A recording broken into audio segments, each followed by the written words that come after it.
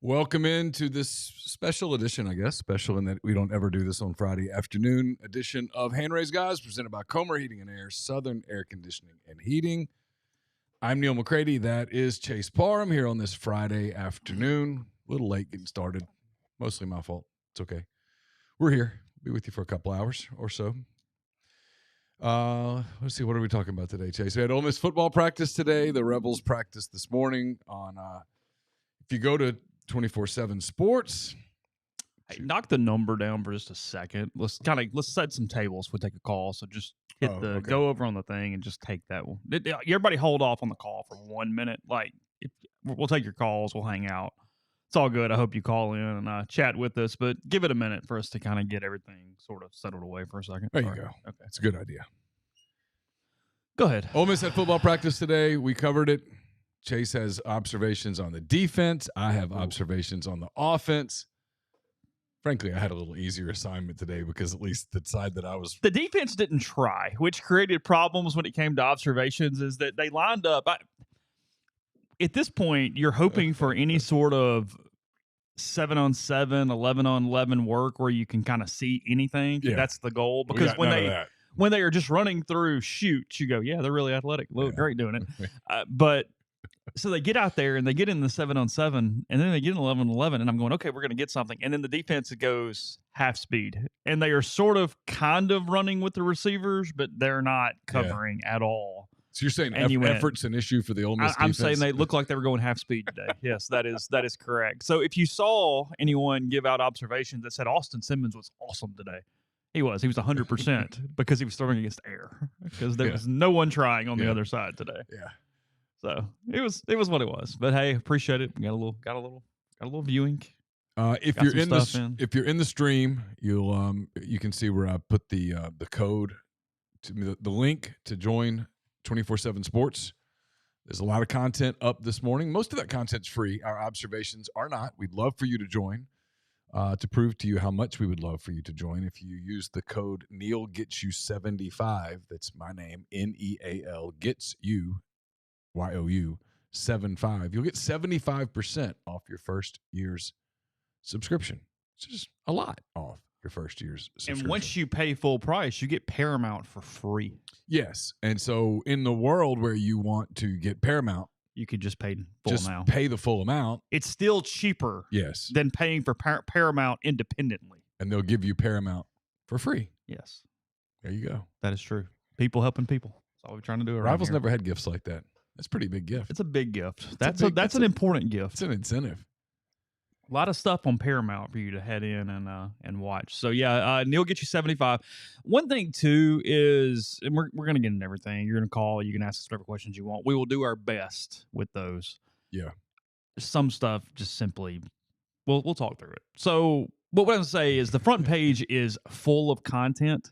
So please either check the pin threads up top on the message board on the RG or go to the front page and look at all of it, because today, Neil, this morning as he got started, he had a version of 10 Thoughts. An edition came out today of that. That's correct. A 3,300 word intro on why 24/7 with some background into that, a lot of background into that. There was a feature story on Bryson Sanders featuring his father, Gary.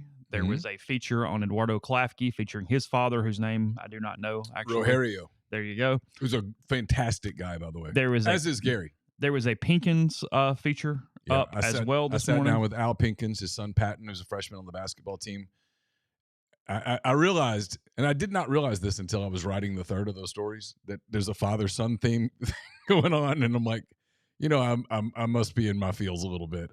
Without even, I'm subconsciously. It's in also my the feels. Easiest extra source that everybody wants to talk about their kids. Sure. And in those situations, all three were very paramount to their. Look at you. To their company, man, all the way to their. You keep this up. Maturation. You're headed to the moon, man. You know what I mean? Yeah, I know. Well, we're not exactly sure how long my contract goes. We were discussing that this morning, so we're not 100% positive. I got you taken care of. You're good. You're good. Everything for at least 3 years. You're good. I mean, after that, who knows? So there's a lot of stuff up at 24/7 at rebels247.com. To get out ahead of it, yes, we use the Italy blue that Ole Miss uses. I got the hex codes directly from the University of Mississippi when it came to those. So I've had multiple people go, that's not. No, it is. It is. It is the blue. It's 100% the blue. That particular blue looks different on a screen than it does under the sun, in the same way that it looks different in a basketball arena than it does in a football stadium. It just is what it is. Yeah. You know? But it is the shade. But it is what it is. Yes, it is Italy blue from Nike, Ole Miss, and the San Diego Chargers. That's what it is. So it's not too far off from the jersey that Cade Horton is currently wearing. No, it's a little darker. It's one shade. It's one shade darker than that's also Nike. Than the Cubs Friday home alternate uni that Cade Horton and the rest of his Cubs teammates are wearing today. Speaking of teammates, this show brought to you all the time by Comer Heating and Air, Southern Air Conditioning and Heating. Different names, same great people, products, and services. If you live in Oxford, Batesville, Tupelo, or the surrounding area, call Comer, 662-801-1777. If you live in Hernando, South Haven, Memphis, or the surrounding areas, call Southern, 662-429-4429. We're coming to you from the Clark Ford Studios. Today is the 10-year anniversary of our partnership with Corey and the people at Clark Ford. Is it really? 10 years. We're getting old. 10 years today with Corey and Clark Ford.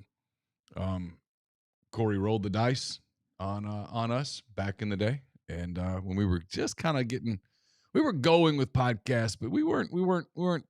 Kind of came in at the exact time that it really took off. Right. It was almost simultaneous, right to there. So Corey would tell you it was because of him. Maybe it is. There you go. Hey. There you go. Anyway, Clark Ford, 662-257-1900. Call that number. Ask for Corey. Tell Corey what Ford product you're looking for. He will send you a quote within 15 minutes in business hours, and then he'll leave you alone. You'll get that quote. You can shop it around. You can do what you can do with it what you will. You can whatever. Or you can do what I think you should do, what I've done many times, and that's hop into a Clark Ford today. Again, 662-257-1900. Guest join on the Campbell Clinic hotline. We'll put that back up in a moment. From fractures and sports injuries to complex spine and limb conditions, the pediatric orthopedic physicians at Campbell Clinic in Oxford are the only specialized pediatric orthopedic team in North Mississippi providing expert care for growing bodies. Visit CampbellClinicOxford.com to schedule an appointment or call 901-759-3111. And this show, like so many of our shows, is also brought to you by our great friends at Blue Sky, probably our original partner, the people that definitely the one that believed in us first the most. No doubt. That is 100% true. We have told that story. We walked out of Andy Kennedy's office and we were like, oh, my God, they're going to pay that for it? This is tremendous. And then Ben, like 2 weeks later, goes, I would have paid double that. We thought we won. Well, we thought we thought we had it at the moment. So I was like, you're going to give us money? Like, why? Anyway, thanks to Ben Craddock, David Craddock, and those people. Chase, what's going on at Blue Sky? Yeah, we'll tell you about the catering. Look, we're in the summer. School starts back on Monday for the Oxford School District. Started back at Lafayette yesterday. They were already back yesterday. So, some nights you just need something easy. Sweet Daddy's, Oxford Excellent can hook you up with that. They got good selections there on main courses, all the proteins, as well as dessert side items, and plenty more there with Blue Sky all the way up and down I-55, North Mississippi, and down into the epicenter in Macomb. It looked like you punched him in the head there for a second with that very emphatic out call. Very emphatic out call. I can't believe he got him out because he got a great jump. Yeah. So anyway, got that. Mark, hello to our resident Tennessee fan. He says he joined today. Thanks, Mark. Everybody, got a big group. I just as I lay dying, random question during the ads: does Gentile run small or just right? It's right to a touch big on Gentile. Neil is wearing one currently right there. I'm wearing a large. It's maybe the slightest bit running big, but it's pretty true to form. Yeah, it's true. There's no you there's can no doubt about pretty that. much trust it. Yeah. Was there some relief this morning? Finally, getting there. Yeah, I think so. I think relief was the word. Really? Yeah, I think so. What I thought over the last couple of weeks, I'm like, just thank God, because originally I was going to be November 1st, and that would have been a problem. It was going to be a rough 3 months. That would have been problematic. Yeah, there's a lot of truth to that. People talk about, oh, you get paid to not work. Yeah, but it's not like, I'm sure there are some fields where that would be really cool and you could just go hang out. It wasn't like, it didn't feel like that for me. I wrote about this in 10 Thoughts. I was ready to get back to work. I was ready to get back to writing. I missed writing. I like to write. I've always liked to write. And I got to work on some stories in a way that I enjoy doing them, and that was kind of fun. And I learned at least the basics of the admin quicker than I thought I would. You helped me quite a bit the other day, and so now I was kind of ready to get rolling. I like we were going to be able to get a lot more podcast clips up on the site. Remember, MPW Digital is completely independent. We'll always be completely independent unless somebody really wants to cut a check. However, in saying that, 24/7 Sports has been great about allowing us to put our clips into their video system, which will help everybody along this partnership as we move forward. So we appreciate that. That as well. And then we've also we've had a big day, so appreciate you guys for coming over that did not already come over. I'll get to all the super chats in a second. I appreciate you, but they had set expectations for what they thought today. We were past those prior to noon today. So is that right? Well, if what you sent me was correct, then yeah. So that is a truth there. And that's after we'd more than doubled their expectations when I came over on May 20th. So you guys keep coming over, keep supporting us. We appreciate that. I listed our entire family of sponsors on the message board this morning. So thanks to everybody involved with that as well. You can go read that link. And actually, that a couple. Chicory Market has go ahead and joined on. I did not mention that this morning because they haven't started yet, but got contract in hand. So we'll go ahead and count that. So you can check out them there on North Lamar in their brand new, good-looking facility now here in Midtown in Oxford. So I've gotten some questions about fall programming. I can tell you that we will have another season of Pete's Pigskin Preview. Pete Deweese will be previewing Ole Miss's opponents starting, I guess that will be Thursday, August the 28th with Georgia State. That will be brought to you by our good friends at Riverland Roofing, who had sponsored Pete's show a couple years ago. They're sponsoring it again this year, so our thanks to Riverland. And we will have season 6 of The Butcher versus the dance instructor presented by LB's Meat Market for the 6th straight year. It'll be Greg Jones this year against Caroline for the 3rd time. They have this will be the rubber match in their series. Caroline defeated Greg quite handedly 2 years ago in the competition. Last year, the competition came down to the Super Bowl. Did it really? It did. Greg won it in the same way that our competition came down to the Super Bowl on Neil's picks, and you won it. Did I? You did. Oh, I didn't remember that. Okay. See, I could have lied to you and said I won it. You wouldn't have remembered. No, you won. Well, I won 2 years ago, and you gave Jeffrey the credit in week 1, so it was fine. So I have 2 in a row. I guess you've won twice in a row. Oh wow! How about that? 3 total ships. How about that? Okay. Good for you. There we go. We don't do bad considering. Well, no, we've only had 1 bad year considering, and we've had a couple really good years. Yeah. We were pretty good last year. And we only marginally set the rules to our favor. I mean, really not really Honestly, at all. we don't at all because Not we really. don't have the ability to bet the lines at any point in the week, which would help us to move around. No, I take the basically Monday afternoon line, and we're stuck on that. We're stuck on it. That's a good point. There's a lot of editing, damn it. Yeah. There's a lot there. There's a lot to do. Well, see, there's a win right there on you coming early because I would have been saddled with that this fall had that not been the case. You'd have hated it too. The only advantage we give ourselves is if it's a tie, we get a win. Yes. But I think that's offset by the fact that we have no control over line movement throughout the week. Yeah, if it's a push, everybody gets a dub. Because you don't want to do the draws. That's more work for me. Okay. And since we're not betting real money, it doesn't matter. Yeah. But we'll have those 2 shows. We're not going to do MPW Digital Extra the way I've done it the last couple of years. It's just too much work. But we will have some extra podcasts that we'll throw in here and there when we get if it's a big week and we get some guests. I just don't want to commit to that every single week for that because it was a lot. And some of the content I thought was repetitive and it was a lot. So we won't do that. We also want to be a little more aware and make sure our current products are as good as possible, meaning we will mix in more guests on our main shows. So you still will hear from other voices, probably at the same clip. It just won't look in that same way. Right. So that's kind of where where we're sitting with that at this current juncture. So at this current juncture, that is correct. Get to some super chats. Appreciate you guys. You guys are lively already today. Austin, congrats in order. Says, by the way, Neil got a yes last night. She's now Miss Cat Hot. Played her the clips from the show, and she loves you guys. So, God. That's awesome. Congratulations. Well, that's a prerequisite. You have to play her the show to see whether it's acceptable moving forward at this point. Yeah. We have a lot of residual secondary listening from our female population. We're up to about 19% female anyway, which is good. I'm very happy about that number. Really? That's what our latest polling is showing. Are you serious? That's what goes on the ad pack because that's what my latest polling showed. If it's incorrect, I don't know.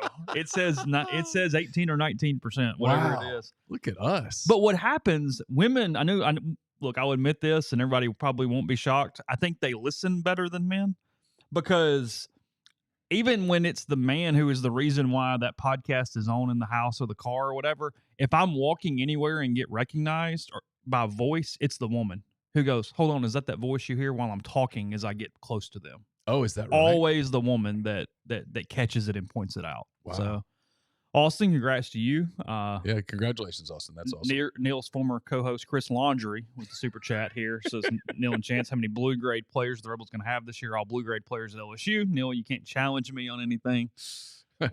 Somewhere between 12 and 16. That's the number there. Joe P, hello from he's in the UK. So hello there in the UK. Followed Nero over. Missed your promo as I was on travel talking to me. Keep up the great work. Enjoyed the last bit of reprieve before the season gets going. It's already here.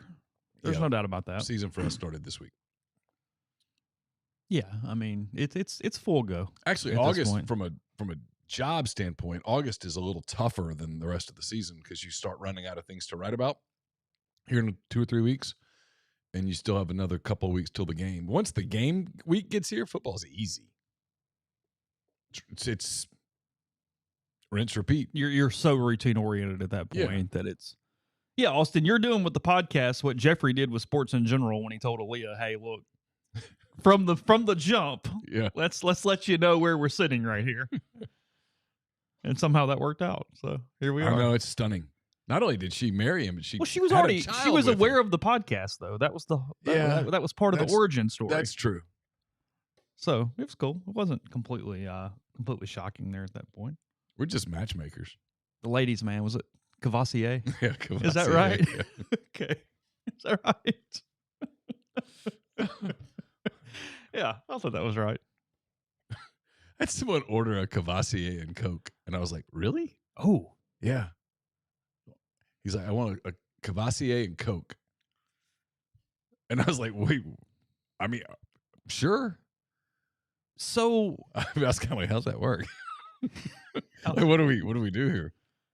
Interesting. I don't. Do you like really bitter stuff? Are you like? I don't hate it. Like a Negroni or something. Yeah.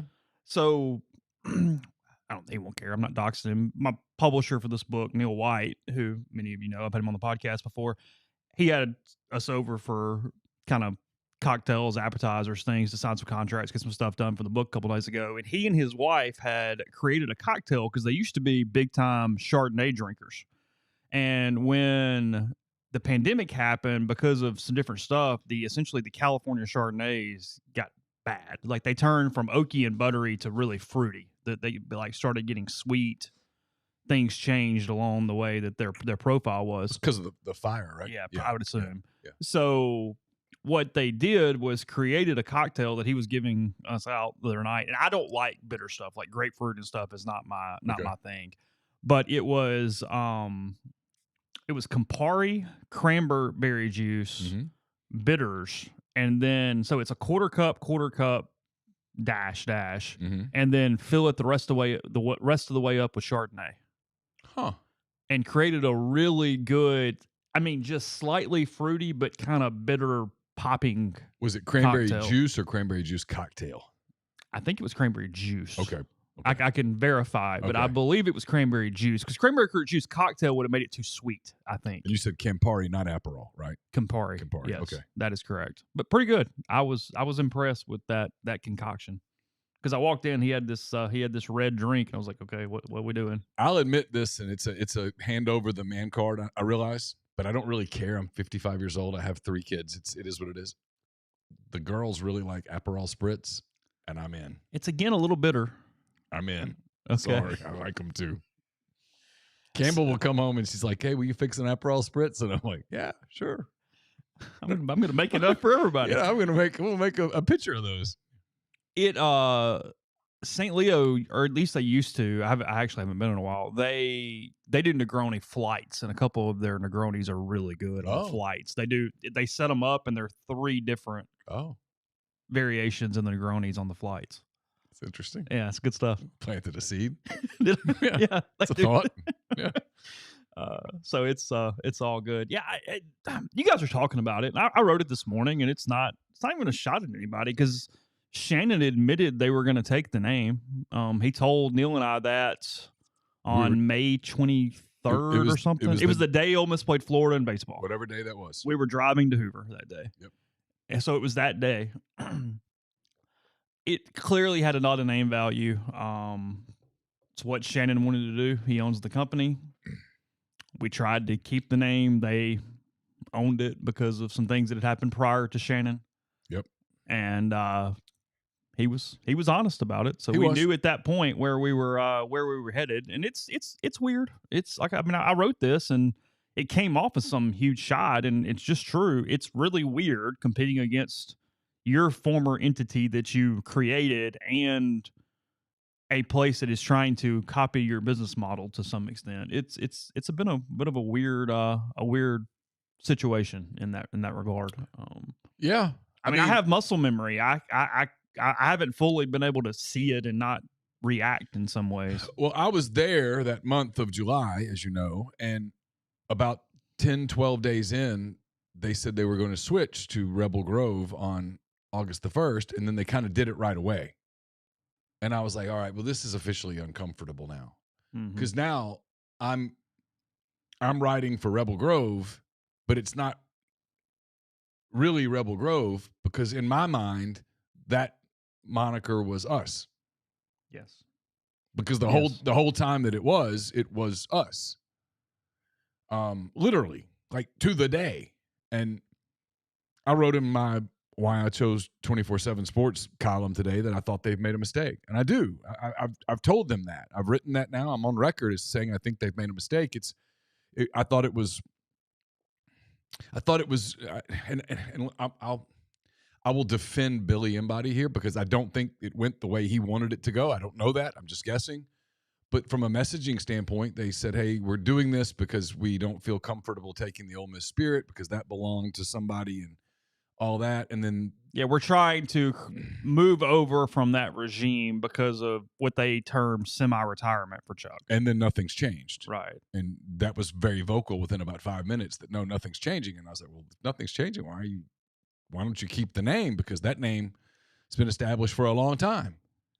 So I thought that was odd. I thought that was cluttered on their part. Felt like watching a bad high school soccer team sort of just kick the ball around. But not much formation in that. Yeah, just completely lose your shape. Y'all saw that occasionally. I saw that a lot. I saw it a lot. Saw it on both the team that we cheered for and the teams that we cheered against. Occasionally you did it too. We did it too, yeah. But it's what it felt like. It just felt discombobulated. And I thought for me that was the moment where it was like it's not good. This is confusing to the subscribers, the consumer, and someone was like, well, I don't think it's that serious. And I've learned over the years if someone says it's not that serious, it's usually fairly serious. And so that bothered me. But they had a right to do it. I give Shannon credit. He told us that up front, day one. And, so on the flip side of that, I don't know that it really truly matters.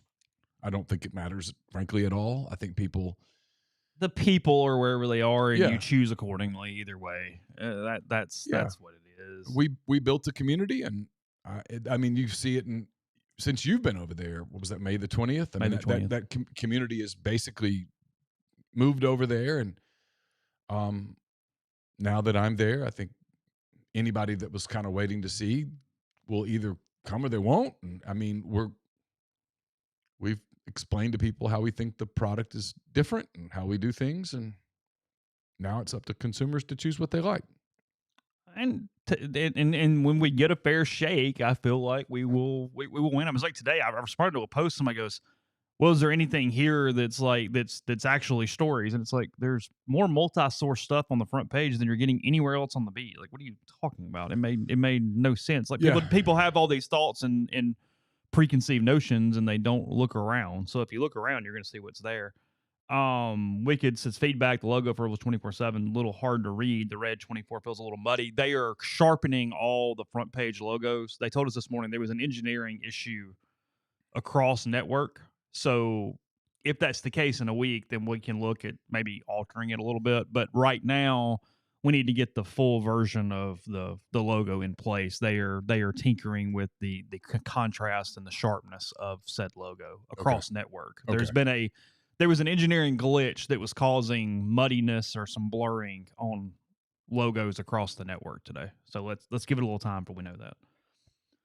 499 Clutch says, do y'all remember Ed from the 2020 call-ins? Was he an impersonator? And y'all heard from Bubba? Haven't heard from Bubba in years. I don't know that I remember Ed. Which one was Ed? I don't remember Ed. What was Ed's shtick? And then maybe I'll have a better idea.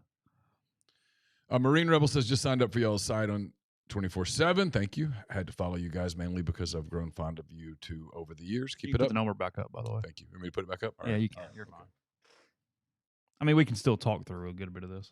Sorry. Grew fond of you over the years. Keep it up. Appreciate you, Marine.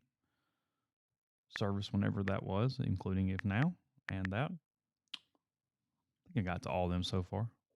Good to see a lot of familiar faces in today.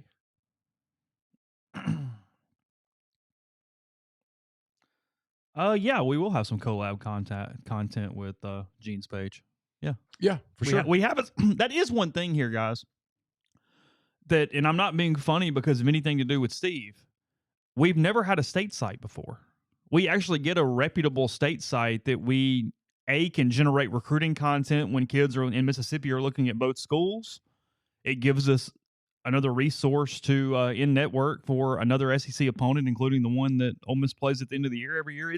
That's a big deal to us. That was one of the. It's not the reason ever, but that was a nice secondary reason for some of the decisions here. Yeah, absolutely. They play each other in basketball twice a year. They play each other in baseball at least 4 times a year. Mm-hmm. And between that and Landon's podcast, which has done really well here, my dogs are barking. Oh, the show. Your dogs aren't literally my barking. My dogs are not barking. Yeah. They're not at this moment. No, they've done a good job. Landon's done an excellent job with that. Gotten credentialed over there. State people have told me that. I mean, I had dinner with Brian Haydad in Atlanta, and that's one of the things he said is they've done a really nice job. I'm not employed at the same place as Wes Rucker anymore, Mark. Wes's last day was 6 weeks ago, something like that. Yeah, you're no longer colleagues. I came in and look, out with it. Poof. Hey, who do we have? Hey, caller, who do we have? What's up, guys? It's Tupelo. Hey, what's up, Tupelo? What's up, guys? It's Tupelo. Yeah, we're here. What's up? Hey, Neil. Y'all got any news today?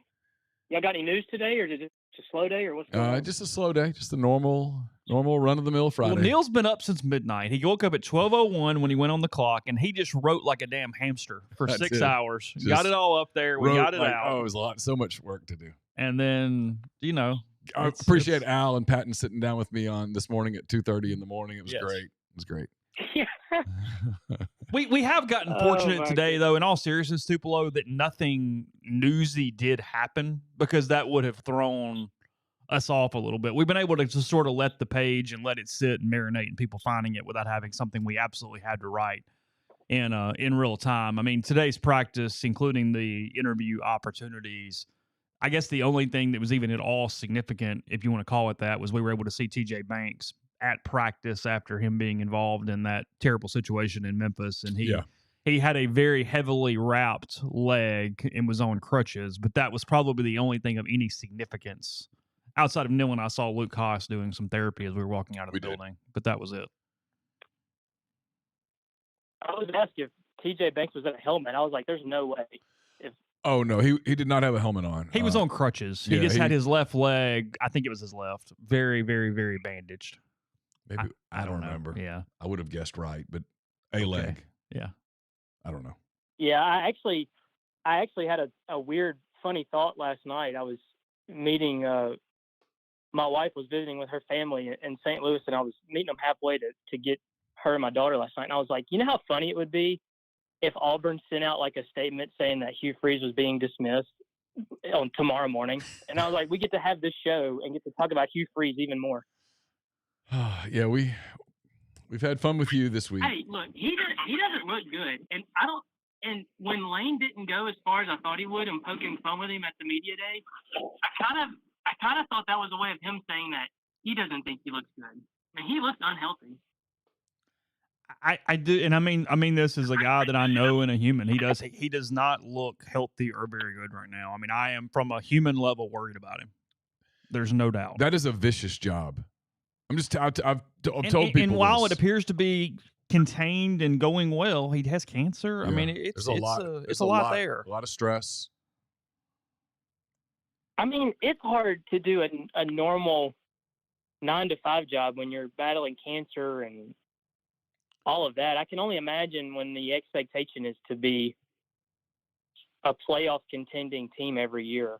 When I look at the St. Louis Cardinals, them and Auburn kind of have a similar situation right now. There's a little bit of internal conflict and kind of blame getting placed, and it's just. But no, I didn't think he looked well. I hadn't seen a picture of him in a long time, and I know the golf course pictures were floating around, but I never really saw those. I saw him a picture on media day, and he I don't know, he looked rough, but I tell you, that week 1 game at Baylor could be interesting. I kind of hope they lose. That would be a great start to the year. Yeah, Chase is talking about doing a live show that Friday night, watching Auburn and Baylor. Now today he was talking about some dinner plans that he has, and I was like, "Hey man, it was sponsor related. I wasn't just simply planning dinner plans. It was something to do with the sponsor, and it reminded me, hey, if you go do that, we can't watch you on that Friday night. Yeah. So I don't know what you're thinking here." I was like, okay, fair enough. Sorry. I don't know that I can pull that one off by myself, just sitting here watching Auburn and Baylor. I mean, Jeffrey ain't got nothing going on. Well, he might drive down to do it.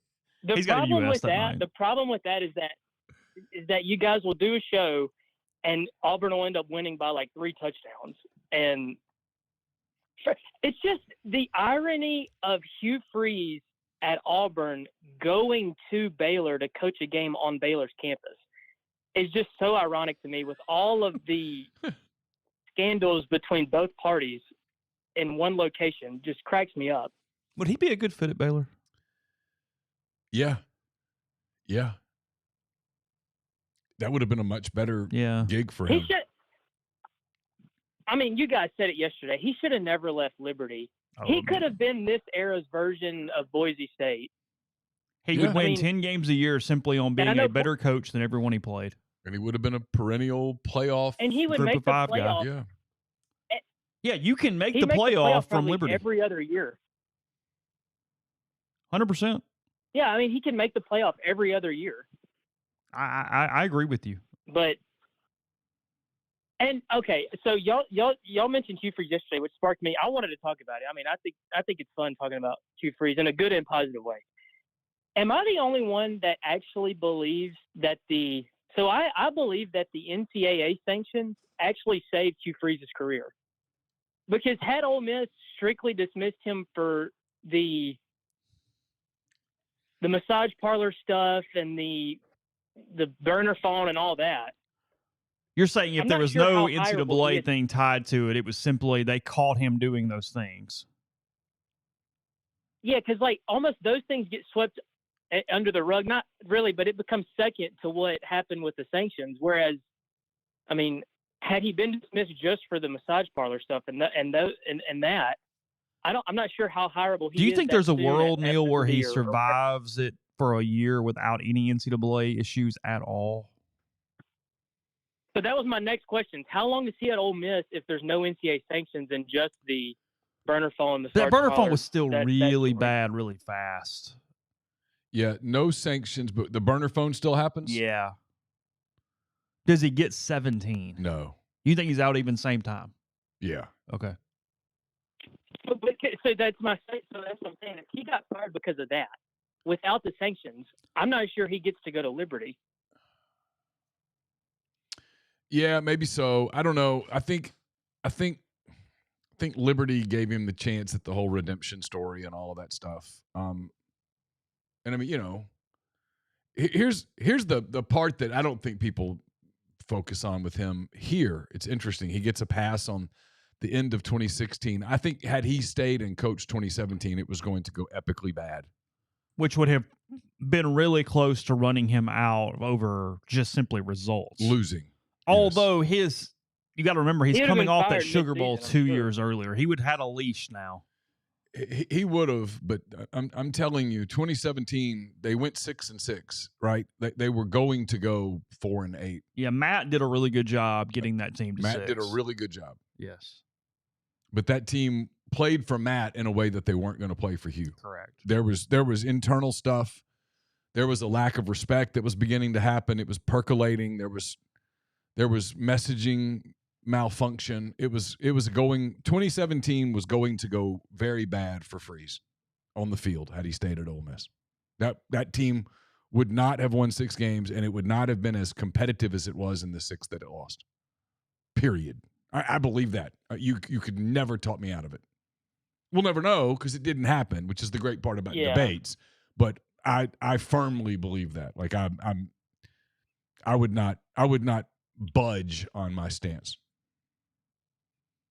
So I remember I was in attendance the 2017 A&M game. There was probably 25,000 people. It was the Saturday before the Egg Bowl, I believe, or 2 weeks before. I remember that night. It was a little before. But yeah, it was bad. That was the Tommy Tuberville night. Yeah. I remember I went with one of my friends and I looked at him and I said, "Did we really just have Tommy Tuberville do the entry to this game?" They were also auctioning off a Dak Prescott helmet that night. Yeah. Yeah, in the. I mean, I'm just very thankful for where we are right now. It's a hell of a book because I mean the move that they've had in a relatively short period of time is an overall program. Oh boy. Yeah, I mean I kind of feel like, and it may not even take this, but I feel like Lane's probably a national championship game appearance from that book already being written before he even retires or before his tenure at Ole Miss is over. Maybe not even that. Because you can write a really good book on, let's say, a 15-year stretch from 2017 to 2032, Ole Miss going from that to potentially an NCAA or a college football playoff title game. Not even saying that they win it. I mean, Neil and I have been discussing like time passing and whatnot. I mean, we're 1 month away, 15 years since the Jacksonville State game. Yeah. And man, I mean, really, that's almost kind of the era. It's 2010 starting, the fall, the rise with Freeze, the fall again, and now where they are. Yeah. That's the 15 years. Yeah. Whew. Yeah. Whew. So, Neil, I got to ask you, and Chase, I have to ask you too. So, in this transition time between job to job, was there? So, Neil, like, what could you do and what could you not do? And Chase, how could just explain the day-to-day process? Because I know, Neil, you stated that it's been hard, and I'm not denying that. But is it strictly because you know something else is coming open soon and you just can't get there yet, or what is that process? Well, at first there was some conflict over when I would be able to go. Did you send me something? Okay. Go ahead. You can go ahead. Do I need to stop and read? I mean, it's fine. Oh yeah. Hey, Toop, we're gonna let you go. We'll answer your question on the off the call. Is that okay? Oh yeah. Y'all have a good day. Sounds good. Thanks. Yeah, it was. There was confusion over, not confusion. There was not a consensus for a little while. nobody's fault really, just contracts and legal things and approval about when I could go. And then when the merger happened, hey caller, I've got you on. Hang tight, real quick. I'm gonna finish answering the question. I'll get to you. When the merger happened, I think they didn't really want me to write, but I don't think they really wanted to tell me that they didn't want me to write. Billy could not have been nicer to me the whole time. I would send him things. He loaded it. I did 10 Thoughts a couple of times. I wrote a basketball story. I did some stuff.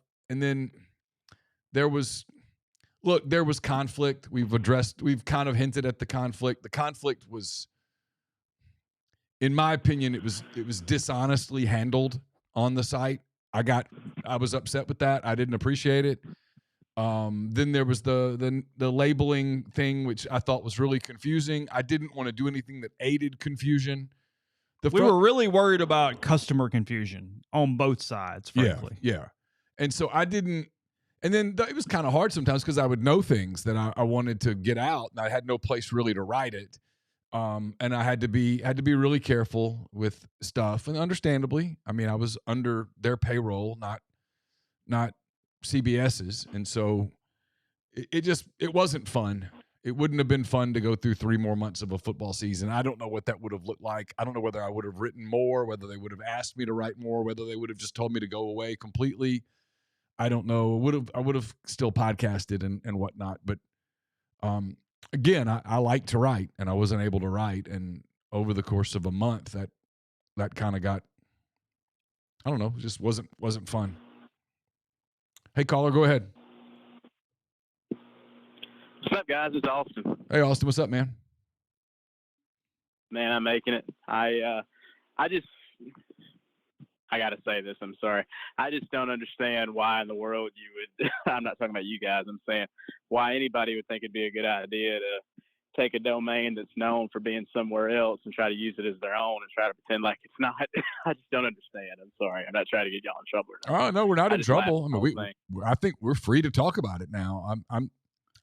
We thought we owned it. Let's just cut the chase because we're not dealing with any of those people anymore. We thought we owned that because we did own it when we switched to it in 2010 or 2011. I can't remember which one. Whenever Dave Childers had had rebelsports.net. Right. When he left, he took that domain. Which was fine. We didn't want to use it. Switched to, he had the weird, and I don't mean weird, he had the off Colonel Reb logo thing, like the Flash looking thing. Yeah. Switched to Rebel Grove, needed a logo. Use the trees, Western kind of trees, whatever it is. And we owned the URL. For years, Rivals had simply re-upped the URL in our name for us and kept it going to that degree. And at some point in the fairly recent past, allowed it to lapse and then took control of it themselves, which gave them bargaining power to try to potentially retain us at Rivals at the time. Then when the merger happened, since Rivals owned rebelgrove.com, Shannon acquired rebelgrove.com in the merger. I think that's right. That feels right-ish. Yeah. Now, Shannon will tell you that Rivals owned Rebel Grove way back in the day, but it had been dormant for 15 years. It was our decision to bring it back. It was not a Rivals decision. And I didn't know at the time that was the case. Yes. He showed it to us that month. Yeah. But I didn't know that to be the case. Anyway, whatever. Look, he had every legal right to keep it. He's chosen 100%. To keep it, and it's fine. I mean, I wrote, I have zero grudge against that. I think it's a mistake, especially when the people that are associated with the Ole Miss Spirit are now running Rebel Grove as Rebel Grove, when the public justification for not using Ole Miss Spirit was, well, we can't, his legacy and he's leaving and blah, blah, blah. I think that's, like I said, I think the messaging has been clunky. But it doesn't, look, we compete. But I will reiterate, Shannon's been nothing but good to me since the whole thing. Billy's been nothing but good to me, and I'll leave it at that. By the way, off topic, Neil, you'll get a kick out of this. Mrs. Cat Hot is not far away from the phone, and she wanted me to reiterate how much she freaking loves you guys. We'll tell her congratulations. We're happy for you guys. She has company, 19%. 19%. I mean, we've used to be 4, had T-shirts and everything. We've been making couples happy for 12, 13 years now. So including one guy about around 2020 on his wedding night. We gave him advice about he was sleeping on his couch, and then I actually got a little worried for a few months there around that situation. I always thought that was a bit, and then I found out I don't think it was not a bit. It was not a bit. No, and it's when I got a little worried. I went, oh, this is odd. So wonder if they're still together. Well, I'm sure. So you guys have been giving marriage and relationship advice now for a hot minute. Oh yeah, it's what we do. I mean, it's just what we do. It's who we are. We have heard some questions. Yeah. But, we got a couple of entries for life advice that were just not publishable. Oh, really? Yeah. Couple were like, oh, really? Oh, yeah. You couldn't even make them anonymous and play with it, and just kind of just a little much. Okay. Yeah.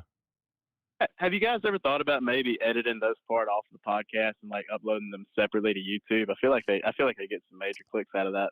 That's a good idea. It's probably a thought. No, we never had. Just keep them out of the RSS and probably cooking. By the way, Neil, Mrs. Cat Hot's got something to say to you. Hey, y'all, that Claritin work. Yeah, I remember Neil. You was like, "Yeah, you needed to snort Claritin." Yeah, it worked after a while. See, there you go. I do remember that now. Yeah, getting married. That's great. I mean, we handled that question honestly. It was just, well, how hot is she? I mean, just she's pretty hot. You've got to make that was a cost benefit analysis thing. You just had to put it on the scale and see which side it came on. She's major leagues. I'm at best AA. So that tells you everything you need to know. There you go. Well, hey, thanks for the call. We appreciate it. Absolutely, man. Love you guys. I appreciate it, Austin. Thank you. Later. What thread is gone? What happened? Someone says that now that thread is gone. I don't know what. I think it wasn't on our site. Oh, okay. Yeah. I don't think, at least. Not to my knowledge, at least. That was not the deal there. Yeah, congrats to you guys. Good to hear from both of you. The Cubs blue is a really good shade. That shade makes sense. It's not. See, but the problem is you get into Carolina blue really fast. Yeah. On the jersey. Now the hat. My issue with the Cubs is if you have this uniform, you should wear this more than 6 times a season. I mean, it's a terrific look. Hey, caller. You're on. Hey, what's up? How are you? I'm good. This is Candler from up in Rhode Island. Oh, what's up, man? Not much. First of all, congratulations to you. You made it. I did. Thank you. Yep. I appreciate that. Today's been much awaited. I'm not going to lie. I have very much enjoyed some of the undercover pettiness over the last couple of weeks on the podcast. I have no idea what you're talking about. I don't know what I have no idea what you're referencing. No clue. Hey, well, glad y'all are back together. Speaking of marriage advice and stuff, I think the one I really want to know how that all played out was the dude from a couple of years ago that called in that he was getting married the night of the Ole Miss Auburn game, the Kiffin versus Freeze game. I think his wife's family was Auburn fans. Oh yeah, I do remember that. I know. They're probably not still together. Probably not. Yeah, I feel like that was kind of a missed opportunity that he never called back to let us know how that all played out, because that was also a very intense game that night. So I'm sure it went over really well. Yeah, just the whole. If you're going to get married in football season, and I'm not one of the people that thinks you can never get married in football season, because sometimes if you're in a certain place and you're wanting a certain venue and stuff, you do get pretty limited and it's competitive. But If you're going to get married in football season, you probably need to be able to check some boxes. And they felt, and does it needed to be on a game against like a non-conference foe or something? Yeah. Not even because, oh God, they have to go to the game, because you're going to have a lot of people emotionally invested where if your team loses that game, it ruins the party. It ruins the party. Yeah, if it's the night that Ole Miss plays the Citadel, I'm sorry. If you're like, I can't come to the wedding, we're playing the Citadel. I'm like, okay, get over. Come on, stop. Y'all are not friends. And if you go to the wedding, if you go to the wedding and you look at your phone real quick and it's Ole Miss 37, Citadel 3, early second quarter, and you're still obsessed, I mean, I get it, but come on. I mean, you can kind of chill at that point and go enjoy the wedding, and it's going to be okay. You can get jacked back up for the Florida game next week. I mean, I think I'm right here when I say that. I don't. You pick a non-con game. Yeah. Yes. I mean, you're 100% right. My sister got married back in I think it was 2015 maybe, but like 2 years before that, I was still at Ole Miss as a student, and they were trying to set a date, and a former deputy athletic director of external relations that was a good friend of mine happened to pull up the conference schedule for 3 years in advance to give me the insight so we could help my sister set a date that worked for us in that realm. I mean, you don't ever want to do the thing though where you go, hey, I'm an LSU person, you're an Ole Miss person, let's be cute and do it the day of the Ole Miss LSU game. No, that is not the answer. That's dumb. That's when you. That's a disaster. Yeah, that needs to be a spring summer wedding. Just what are you doing? That's dumb. You got to determine how big of a deal is it in your lives? How big of a deal is it in the lives of your friends? And no, that's asking for it. I will say, last November I was at a wedding in back in Georgia where I'm from. So I was me and my mom were the only Ole Miss fans there, and it was all Georgia fans, and it was the day of the Ole Miss Georgia game. So we were. During the reception, we were keeping tabs on it a little, and then there was a play where, I think Carson Beck fumbled in the fourth quarter that kind of sealed the deal. And you see all the guys and girls at all the tables kind of that are looking down at their phones, and he fumbled it, and all of a sudden you just see them all kind of look up, put their phones away. And I'm like, well, I'm still watching. So. Well, hey, Candler, we appreciate the call very much, man. Yes, sir. Hey, congratulations, and y'all have a good weekend. Thanks, bud.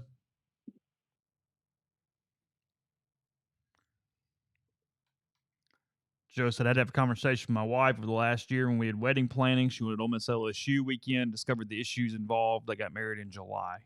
Yes, that is the answer. It is. If that is the alternative, that is the answer. Yes. You can't do the football game weekends especially in town, has so many logistics. No, if you're going to get married in Oxford, there's a handful of weekends that you can choose from, I think, and I would not think one of the home football weekends is the weekend. That's silly. I mean, I had a friend get married on baseball regional weekend. I mentioned this with Brian, and it worked out okay, but it got some nervous moments there for a little while. Yeah, it was fine. It worked out. Yeah. And that's one of those things you can plan it, and you're like, well, because you don't know. Ole Miss had been pretty bad for 2 years because she didn't let me forget it. Like a year ago, she goes, hey, they're going to host, right? I'm good. And I'm like, they went 11-19. Probably all right. And then through the year, you go, oh, yeah. Yeah. But, I mean, it's a risk. But, had the last 2 years, it would have worked out perfectly from a wedding standpoint. You were good with the trade deadline, Zach asking, the Cubs not moving. You were fine with that. Yeah. I mean, I don't want to be the guy that's like, I know someone, but I do know someone close to the Cubs. And I heard, not details, but I did hear that the asking price for controllable starting pitching was outrageous. And I was glad that the Cubs didn't pay it. That's it. I don't think this is a championship team. I think they're a good team. I think they'll make the playoffs.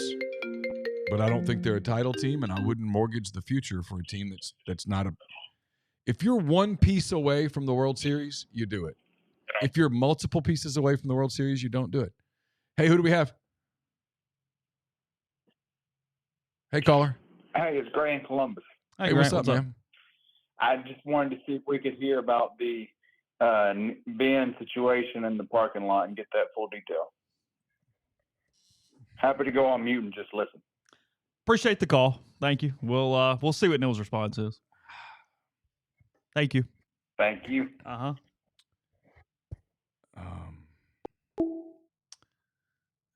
Look at you. See, we had a conversation this morning with someone at 24/7. I get the reputation for being the bad guy.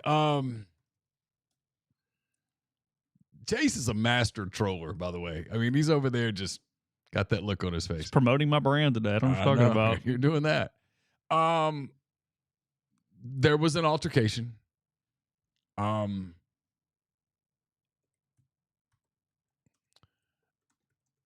I know what caused it.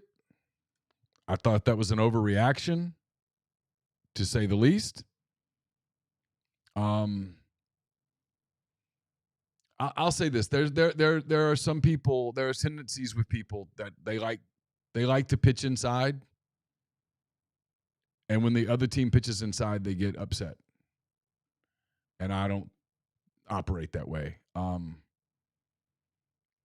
And then I think there was a lot more going on. There was no physical altercation. I stayed in my truck. I never got out. There were things that were said that I suspect he would not want me to repeat. The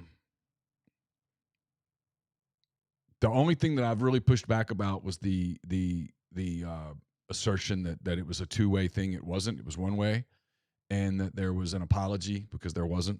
There hasn't been. We've been around one another. We've not spoken. I doubt if we ever do again, and that's okay.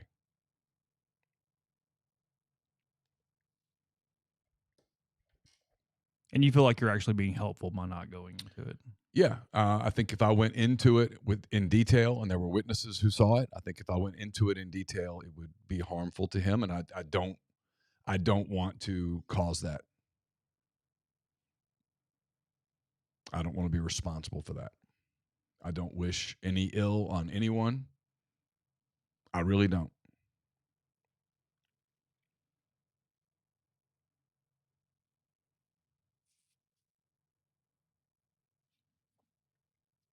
I genuinely don't. Yeah, no. I mean, you've known me a long time. Yeah, I wasn't waiting for a response in that way. No, I just, I don't. It happened. It was interesting to me, frankly, that it took a while. Like, it was spreading through just sort of town very fast on how many people had heard about it or knew about it in any capacity. It actually surprised me how long before it went sort of public, and even then it didn't, like, probably in a good way for everyone, well, not for you, but involved, it never came out fully in any way where so many people knew the exact details or something pretty close, because I had probably 50 people ask me about it. I'm not being hyperbolic. Yeah. That were pretty close to the exact situation. Well, and you know a lot more people than I know, and I've had a lot of people reach out to me with knowing details, and So, but yeah, there was no fight. I'm a grown man. I'm not going to get out of my truck and have a fight in a parking lot or anywhere else for that matter, unless I'm defending my life or defending my family. I mean, Chase and I sometimes we have fist fights up here, but I mean, that's different. It's different. The gloves are in the corner. Yeah. I mean, I'm not gonna fight. I will say one of the funny things about that, this is a funny thing to me. Oh. Okay. Is people get upset about calling potential advertisers and act like everyone's completely innocent and stuff. They literally tried to hire you. They tried to hire you. Oh, you meant me? Yeah, oh, you. Yeah. Sorry. Yeah. I mean, sorry, I was a little zoned out for a second. That's fairly significant, and I didn't get all super upset about it. Did you have a day where you wondered if you were going to leave? Going? Yeah, sure. I mean, You saw the same thing at Rivals that I saw. Mm-hmm. I mean, you know. And at that point, I had not spoken to 24/7. Yeah. I had all of my dealings with On 3, which is where I have the same opinion as Neil about Billy. We communicated and we're great, Yeah. no problems at all throughout that entire situation. And at that point, I had not spoken to 24/7 in trying to figure out what was possible or coming or anything else at that time. I mean, Neil and I had a conversation very early on, hey, how the hell would we do the podcast in that scenario? Yeah. What would that look like? And you went. And I mean, I've been open about this. I wrote about it this morning. I was approaching a fork in the road professionally, personally. And I was talking to other people about different things. I explored some things because I thought it was good for me to listen. And I listened to a couple of things, and it was interesting. I was intrigued, which is good. I mean, I'm there are people that do this for a living that it is the only thing they're interested in. And I'm not criticizing that. I'm not one of those people. I have a lot of different interests, and I like to read about a lot of different things, and I like to do a lot of different things. And ultimately, I think a lot of those different things have helped me, helped us build this network. If that gets out, the wind's going to save them. Woo-hoo. Oh, that was it. That's it, ball game. He got every bit of that. He's looking at it like, what the? On any other day, that's gone. Of course, the Cubs hit 2 or 3 that would have been gone as well. So anyway. Half game back. Yeah, half game back. And 9.5 ahead of the Birds. Yeah. We were even. Crazy. 500. Sorry. So, no, it's okay. I mean, no, but I figured we would. I didn't. Yeah, there were some times I wondered. And I wouldn't have blamed you. I would have understood. I mean, we could have figured it out. It would have been a little clunky. It would have been a lot clunky. Would have been a lot clunky. But and then ironically the merger thing happened, and that would have been even clunkier. But you know, that would have made for a really weird time period. Yeah, and you probably would have kicked yourself a little, to be honest. You'd be like, yeah. Well, there's a lot of potential stuff that could have happened there. So yeah. Stacy, thank you for the super chat. Says what a great day for the entire MPW and RG family. The message board's called the RG. That's true. I'll get to the other one here. I missed a second ago. I don't think we got to it. Braden, thanks for super chat. Appreciate you. Hey, Neil, congrats. I'm really happy for you and love the work. Been a fan of the podcast for a while next to my dad. Chase us both to my classes at Ole Miss. It was phenomenal. Thank you. Always good to see you, Braden. Thank you, Braden. Seen you a lot during baseball season down there, so good to hear from you. Austin, again, if I ever sub to a website, it'd be y'all. Appreciate how you cover my school. Love the podcast. So glad you're still here.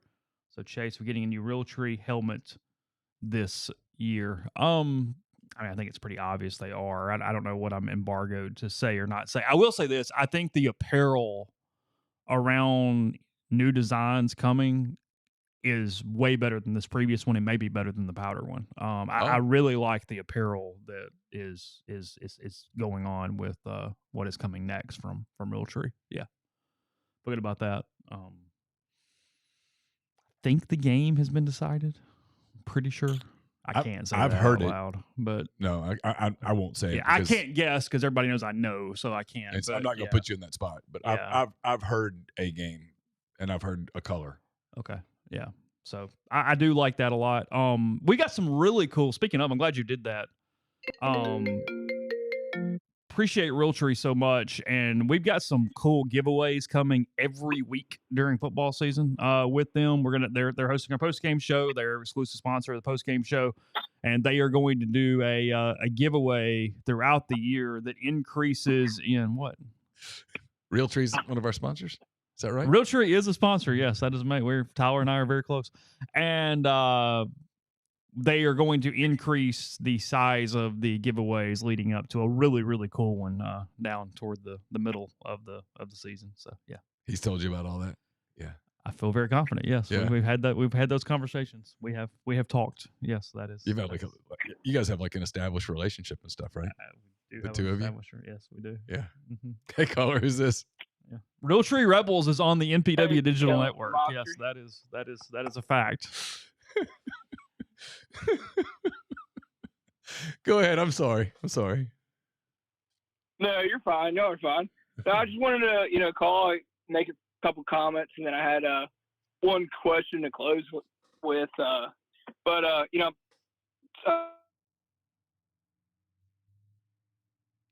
Had a bad signal for a second there. We'll get you back. Did he go away? Yeah, he went away completely. Okay. Oh. What? I just laughing. Just details. Just funny. I'm asked here, and I wasn't ignoring your question, Tupelo. I was trying to think of the exact timeline. He says, Chase, did you make the decision 24/7 because Neil had made his decision already? Not saying it's a bad thing, just wondering timelines. I do. It became a joint decision once On 3 was no longer where I was going independently. At that point. And they started to communicate with you. Yeah, and when they did, you liked what you heard.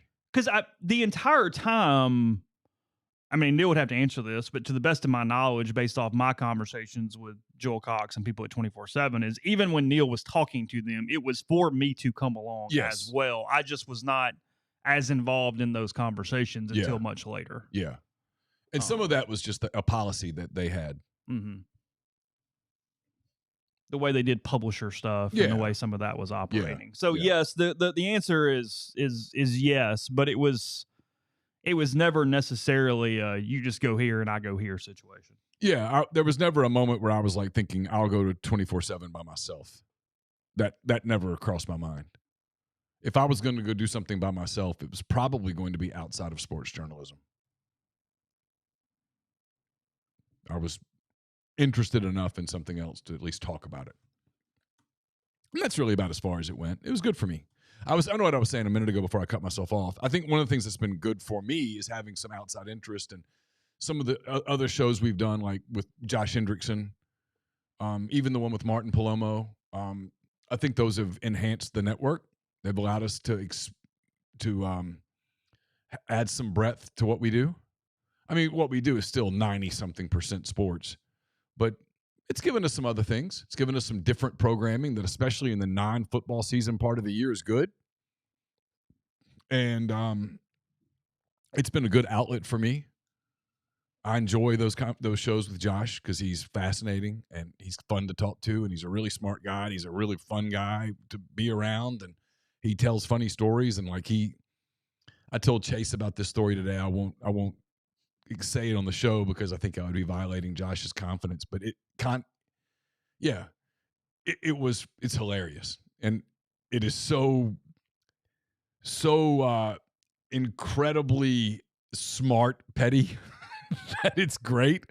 And Josh sometimes will tell me about and Josh has a perspective on the world and things that I probably wouldn't see without talking to him. And so I've really enjoyed that. And it's just been a lot of fun to do some of those different things. And it's I think it's one of the reasons that MPW has been successful. We've been consistent. That's part one. But I do think it's been our being unafraid to fail, which is odd for me because I was usually very afraid to fail. Being unafraid to fail has helped us. We've done lots of different kinds of shows, and most of them have worked. Some of them kind of didn't, and that's okay.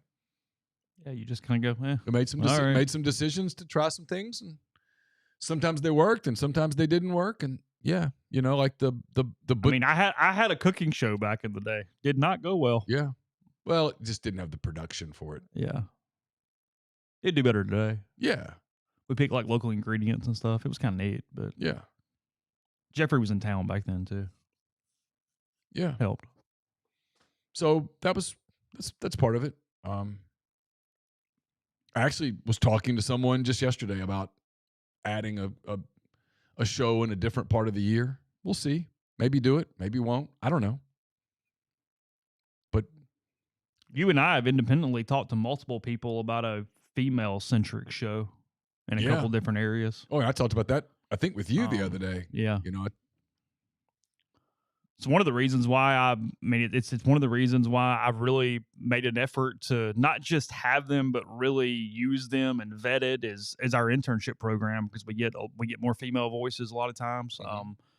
For whatever reason, the majority of our internship applicants are females. I have bragged on air and off air about 2 that we have right now, and Reagan, who's been writing for me all summer, and Kennedy, that does a lot of social media stuff and is awesome. One of the best I've ever had. We have Andrew, it was not insurance underwriting, but that's funny. I've already hired somebody to help us write this fall. A student that I'm really excited about, was with the Daily Mississippian last year. So we're just kind of looking for voices in a lot of ways as that goes. Here's a question. Wicked Brew's got a good question. I meant to ask you about this on the show yesterday. Says, congrats on the move, Neil. Thank you. It's from Wicked Brew. Where is this? ESPN is buying NFL Network and Red Zone. How long until they ruin Red Zone with ads or a new host? Well, they keep trying to do new hosts all the time, and you're like, everybody wants their Scott Hansen. Like he's perfect. It's never the same without our boy here. Ads though. Look. No, that's got to be the way it is. I know. It's got to be the way it is. It's an interesting dichotomy, because the NFL is king and gets almost everything right. NFL Network makes a lot of mistakes, and they're not necessarily one and the same. So that's, you can't even. There are a lot of people that don't, quote, watch the NFL. They watch Red Zone. Yes. Lots of people.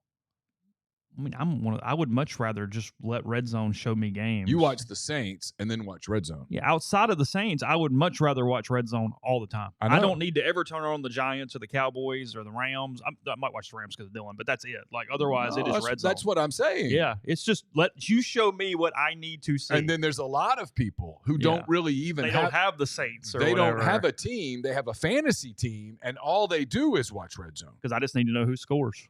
I need to know if my guy scored or if my rival guy scored. Yes. Yeah, you can't even switch it one time. One little bit. They have found the perfect recipe. It's the cook that made the whatever, and it is perfection. And somebody comes in and go, yeah, but if we put a little garlic, nope. We are good. 100%.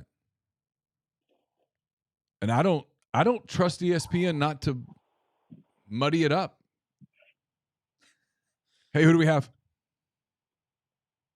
Hey, this is Kellen. Sorry, I don't know what happened. Lost connection. Oh, you're good. You're good. Glad to have you back. But I just had a couple comments and then one question to close with. But glad you guys are back together. I've listened to pretty much all of MPW Digital, almost to the point where people don't want to ride in the car with me because they know that's what we're going to be listening to. But enjoy you guys. And one of the comments I wanted to make, I know probably like a month or two back, talking about Twitter and toxicity of it and whatnot, whether you want to be on it. And I completely agree with all those comments, but kind of the reason that it took me so long to find you guys is because there's not a super large presence that I think some other podcasts in the Ole Miss network have. So it took me a while to find you guys. I'm glad that I did though. When you say that, you mean like there's because we don't profile as an Ole Miss podcast. I guess so. I mean, there's just some of the other beat writers and whatnot just seem to have a heavier presence on my feed. Not that I necessarily follow any of them. I just kind of see that, and you always talk about how do you captivate the 20 to 25, range, and I'm a little bit older than that, but I feel like I fall in that. No, Twitter So when you say when you do you mean like on Twitter or social media? Yeah, like on Twitter, like seeing your posts and stuff. Okay, yeah, that's fair. We don't use Twitter as much as most people. Yeah, so you're not wrong there. I'm curious, the ones that you're referencing, do they do a lot of like? This isn't a criticism of anybody, by the way. It's just at all. It's just I'm curious. Is it because they do a lot of in-game, like Like when Ole Miss plays a baseball game, they're tweeting 50 times like, "Hey, Tim Elko just had an RBI double. Rebels lead 3-1." That kind of stuff. I think there's maybe a little bit of that, and also it's just the onslaught of posting every time we sign a 2-star kicker out of Alaska. Oh yeah. Or it floods the feed, and that's why it just took me a little bit longer to find you guys. Okay. But yeah. I know you've asked the question. I don't know if it's rhetorical or not. How to figure out how to get the 20 to 30-year-old person. Yeah. I think that definitely plays a role into it. Oh, I mean, look, I've watched Tyler do this with McCready and Siskey, and I've sometimes kind of kicked myself for not doing it, and maybe it's something we need to do. But you reach a lot of young people with TikTok.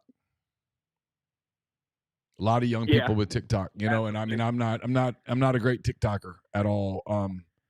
But there's a lot of like Tyler. I mean this sincerely. Tyler and he's done a remarkable job of building his brand and that show's brand through Instagram Reels and TikTok.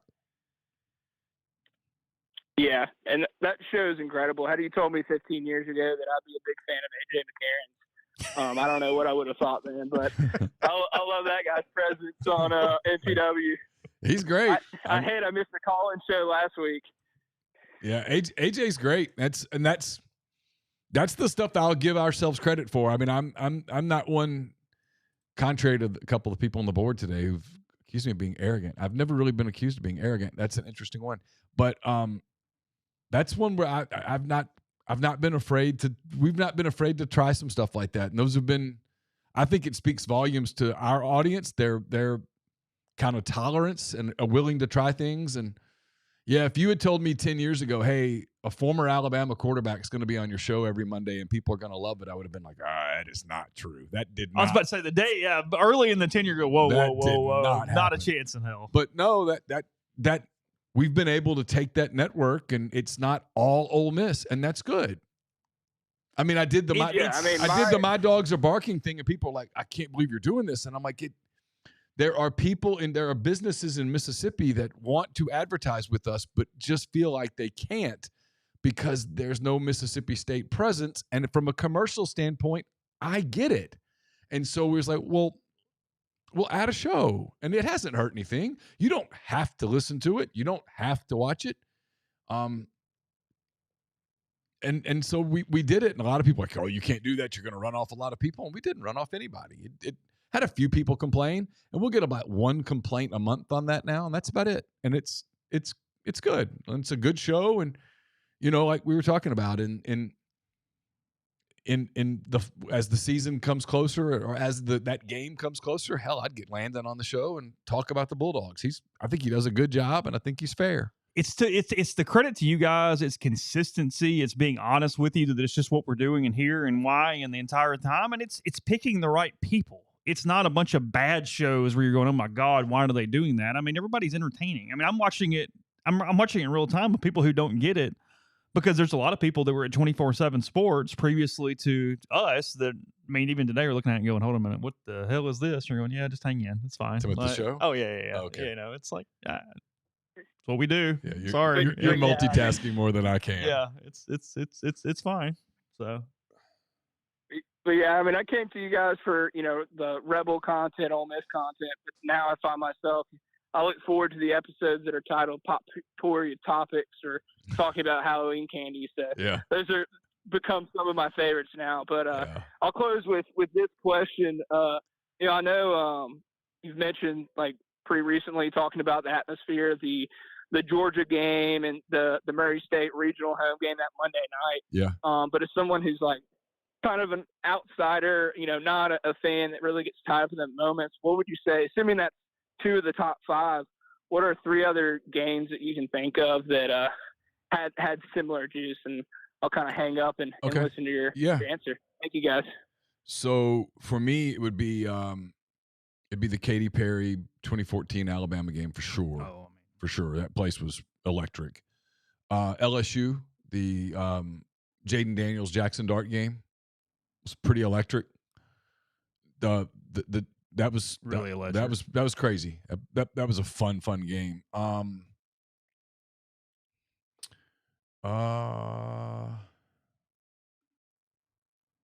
You know what? Last year in basketball, towards the end of the year, there were some pretty good environments. Tennessee. That was a really good environment.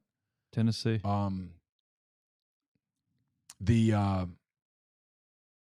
The Ole Miss Iowa State game in Milwaukee was a great environment. The Ole Miss Michigan State game in Atlanta was a great environment. Ole Miss didn't win the game, but that was big time college basketball. I remember going, man, this is the biggest Ole Miss. This is the biggest time basketball Ole Miss game that I've covered.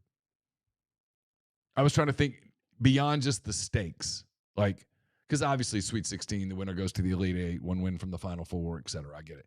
But that game felt big, even bigger than the SEC championship game when Ole Miss beat Florida back in 2013. I mean, that was a big game, but Ole Miss was going to the tournament even if they lost that day. They were going to Dayton, but they were going to the tournament. In that game, Florida wanted to win the SEC championship. Don't get me wrong, but Florida was going to the tournament. That was Billy Donovan's team. Those are the ones that come to mind. I mean, on the road, they have it. I mean, from a baseball standpoint, that game to Oklahoma and Ole Miss, it didn't for the national championship, because it was 98% Ole Miss fans in the place. Oklahoma had no one there. Yeah. You had filled it all up, and because you had won game one, it was a free shot in a way, and you as a fan base and that team was so hellaciously confident at that moment that it wasn't the general tenseness. It was just almost like a party the entire game, waiting on something good to happen, because you, at that point, were expecting something good I didn't to mention happen. that one because I wasn't at it. I mean, so-and-so was pitching, and you had to get by him, but turns out he was pretty good. He was a sumbitch that day. He was so good that day. He's legitimately good. Like, it's actually a little underrated on Ole Miss finding a way to run him right there when they did. And I get that they'd only scored one run at the time, but they got him out of the game. He's really good. It was such a huge hit. The Cubs are protecting him right now with his innings and stuff, but he's got ace stuff. He is major league ace stuff. I mean, we were talking about this. They were doing spin rates through Creighton on that thing, and you're looking at it and going, this isn't a college pitcher. You're seeing real stuff. Oh, no, he's the whole deal. Hey, who do we have? Hey, this is Braden. Hey, Braden. Hey, so quick question, and this might sound like a really random comparison, but just let me know. So what was harder for you mentally, Neil? Was it this transition between Rivals and 247, or was it the marathon where you started to literally have ice come on your skin because you were dehydrated? What was harder mentally? And those two very different things. I was just curious. That wasn't hard for me mentally. I was fine. Believe it or not, there was never a moment in that race that I thought I wasn't going to finish. I just was like, oh, this is interesting. And I realized almost like shock in hindsight. Yeah, I realized I was like that. Oh, that's salt. Yeah, but no, that was. I mean, I was fine. I was fine that day. I was fine in this too. I mean, I knew ultimately it was going to all work out. And it was going to be okay, but it was just kind of waiting to do stuff. I was a little antsy. I was just kind of antsy. Once I knew August the 1st, I was like, okay, it's gonna be fine. But when I thought it was gonna be November the 1st, I was like, I knew it was gonna get really clunky and people were gonna get frustrated, and I was getting frustrated, and it wasn't gonna be fun. And I was thinking, what am I gonna do on the weekends? Like, if I'm not covering the games. Like, am I just sitting here doing live stream shows, or what am I doing? And that was just, I don't know. I did that once before with COVID, and, we did it and it was new and it was fine. But like, that was, again, one of the things that I discovered in this was that I really enjoy writing more than I thought I did. And I always knew I loved it. But writing's an outlet for me sometimes, and I wasn't writing. And like, there was one Sunday I was like, oh, I don't have to do 10 thoughts. Yay. Which was great. And then the next Sunday I was like, I kind of missed doing 10 thoughts. And then it was like, well, what if it's November before I do 10 thoughts again? And then I was worried about kind of losing advertisers. I was worried about losing momentum. I was not my presence, not that matters, but like you're not on the beat, you're not on the beat. And, people. Yeah, if you're not out there, you're not out there. Yeah. So, there was just all that stuff. Just, Yeah. Just, it was weird. I will say the one thing I'll give you credit for, I don't know how you did it, but maintaining your humor through the whole thing, and you would sort of joke about things on McCready Ziski or on this show, and I was like, he's turning this into, even though you really couldn't talk about it, and I could tell how you sort of dancing around it.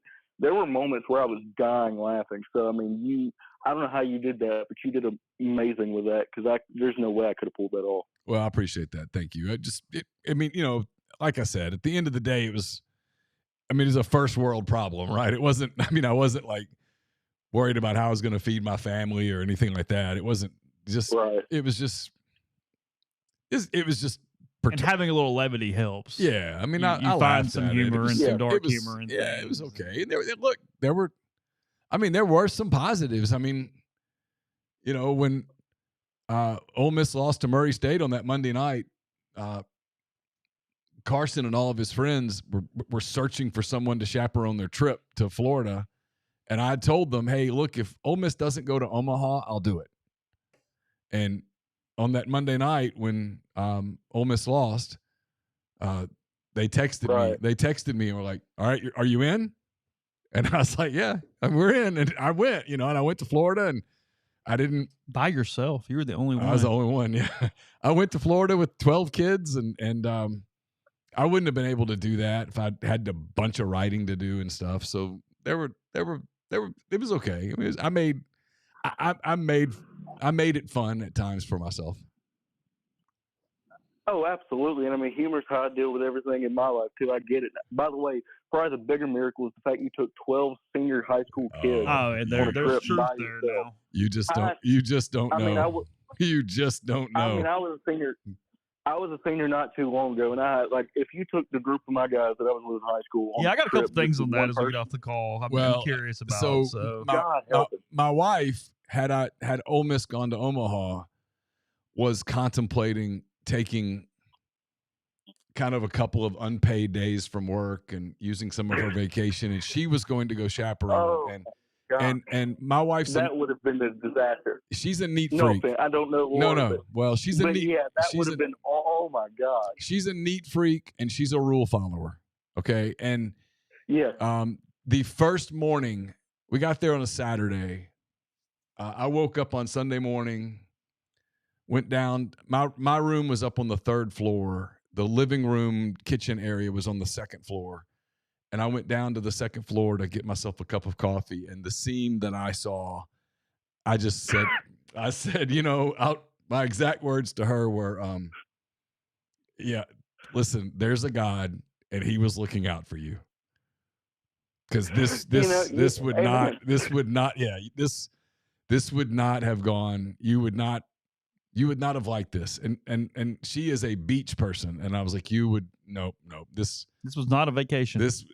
I turned it into some vacation, but I was like, no, this would have been a meltdown of epic proportion. And I just took a deep breath and started kind of picking things up, and we went from there. But I will say this: they were great kids. They were just kids, but they weren't. Yeah. They didn't do anything absurd or illegal or anything like that. They just.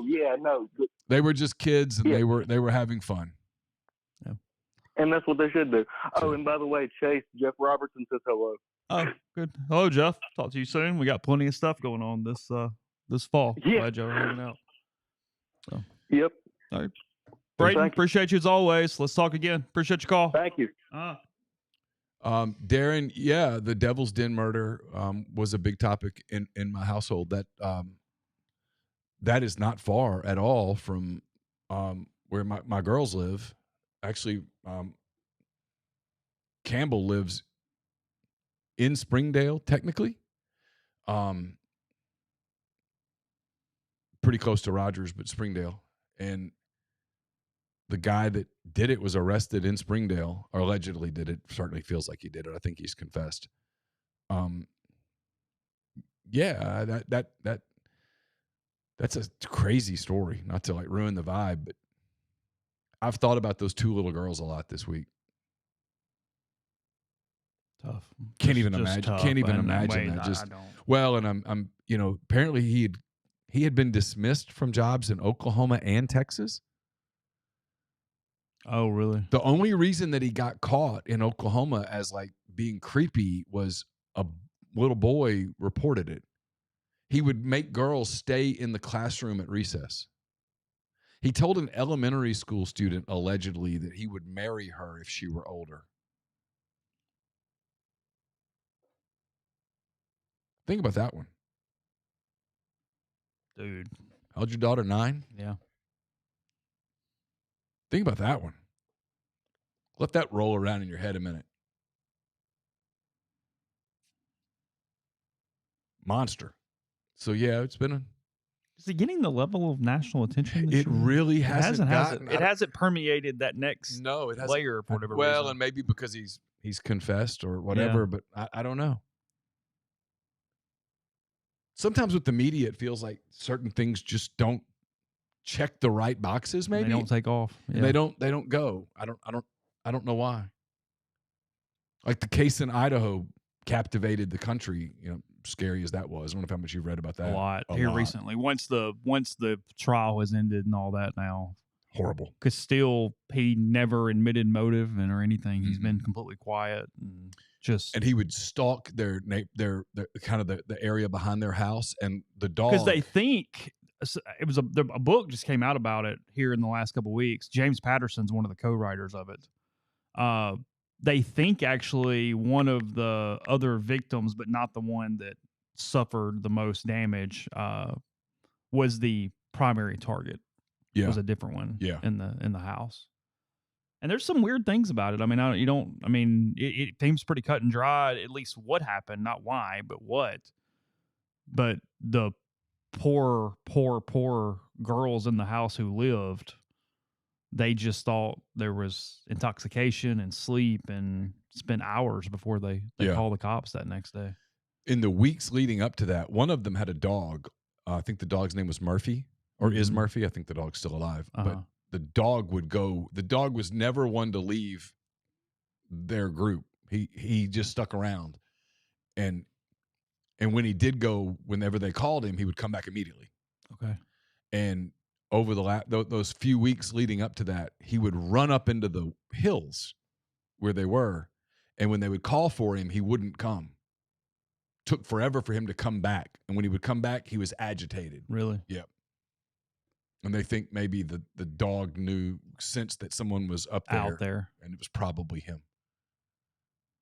Wow.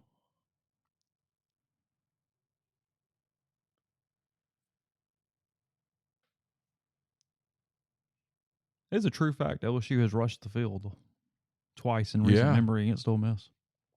LSU Ole Miss is a sneaky national rivalry that doesn't get talked about nationally, but people in this part of the country, and when I say this part of the country, I mean the SEC, they know it's big. They get it. I mean, the uniforms look really good on the field together too. Oh yeah. It helps. Yeah.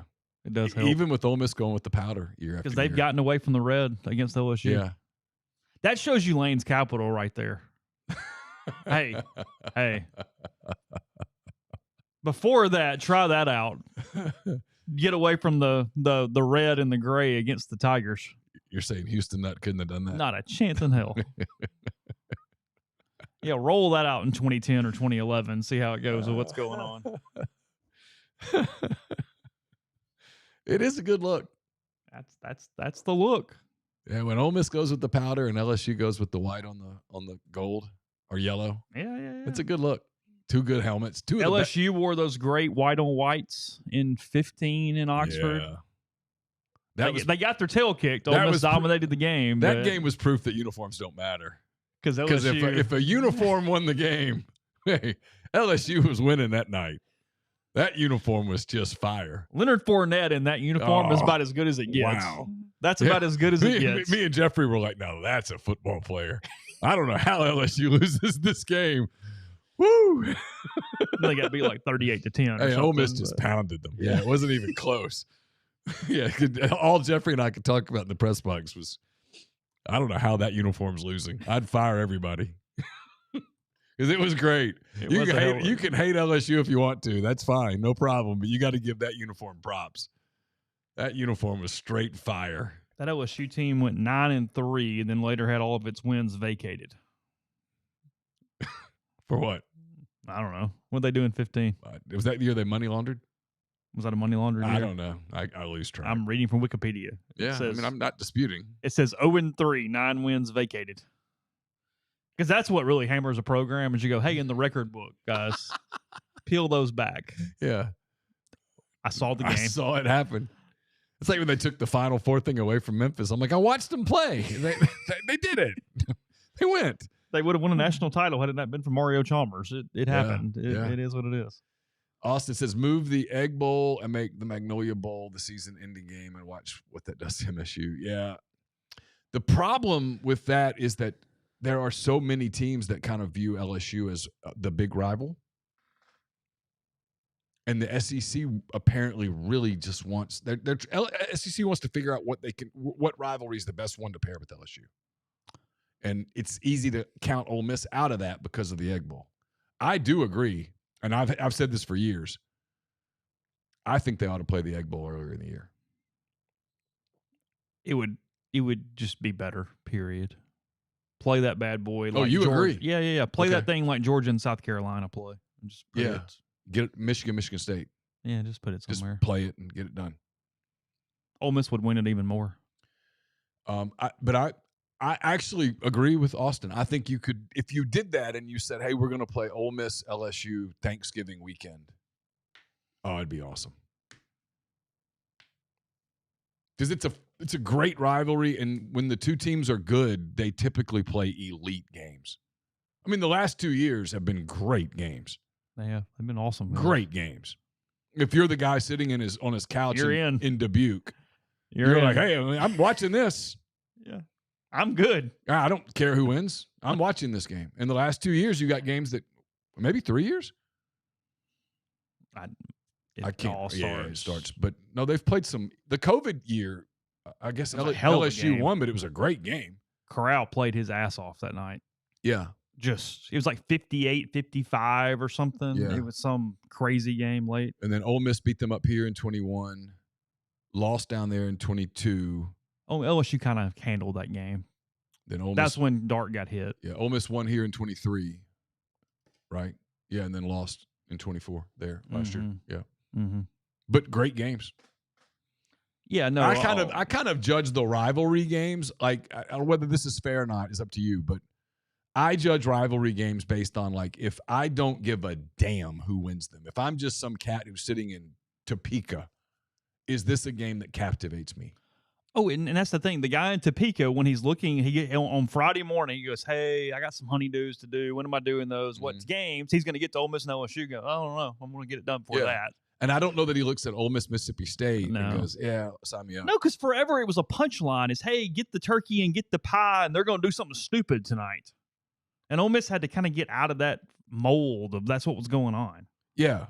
It was like a Thanksgiving punchline a little bit. Let's get the family around and laugh at the game. So we can laugh at these two teams. And I was like, you don't want to do that. That's not what you want to be. Like Michigan, Ohio State. I'll turn it on every year.